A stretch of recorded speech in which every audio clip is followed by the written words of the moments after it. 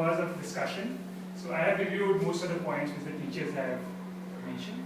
So it's pretty customized from that point of view. And we had a session with the students as well. I think the important part which I try to emphasize for the students is that everyone who's going the board exam has 2 months. Right? So they are no different. So they need to really believe in themselves that if they study hard, they can get good. So that is the first point, which is believe in yourself. So our whole focus to them was that I think the teaching part has happened, the learning part is in progress. I think the important part is to be able to write the exams, and that's where the second thing comes in. So going forward in pre-board 2, we are trying to help children with this part. So basically they need to do a lot of practice of time management. So 3-hour paper of math they should try to solve in 2.5 hours. So that is how they need to target that. Similarly, it's the fine-tuning of the presentation, because you make silly mistakes not writing the units, you use 1 mark.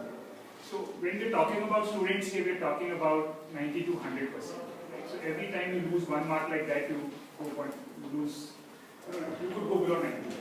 And ideally, today everyone gets 90%. So every good student gets 90%. Let me put it this way, right? So the good student don't have a choice. You have to get 90%, because tomorrow when you go for jobs, the first thing they ask you, okay, what's your 12th standard percentage? So you talk anything below 90%,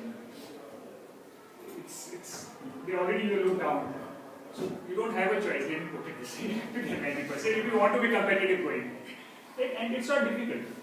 So that's what we said, that when I was talking to you people, I said the next 15 days you have, you need to work smartly. You need to look at your syllabus and identify areas which you are weak in, you have not done. Okay? Because this 15 days the pressure is less, you can actually revise those topics and fill the gaps. Because the reason I emphasize this is that for board exam you cannot afford to have a gap.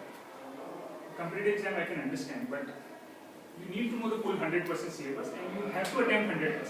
You cannot afford to miss a question saying I didn't study for it. Then, and the only way you can do it smartly for the next 2 months is you need to have a timetable and you need to monitor yourself on a weekly basis and a daily basis. Because if you lose time, the pressure starts building. I think this point was also very important, regular study of every subject, because people have a tendency to, the difficult subject they keep aside for later study. So like maths, if you don't like, you'll say, okay, I'll do it later on. You have to be regular in each subject, because the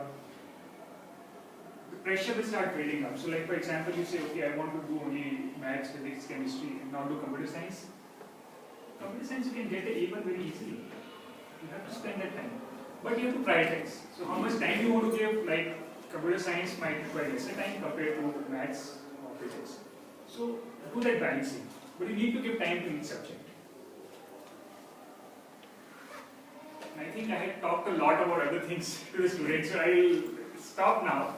And more importantly, I want to know if you have any questions. Anything which we can do as a school to support you in the next 2 months. I think that is important for us. I think the teachers have done a great job in terms of analysis of the syllabus, the question paper.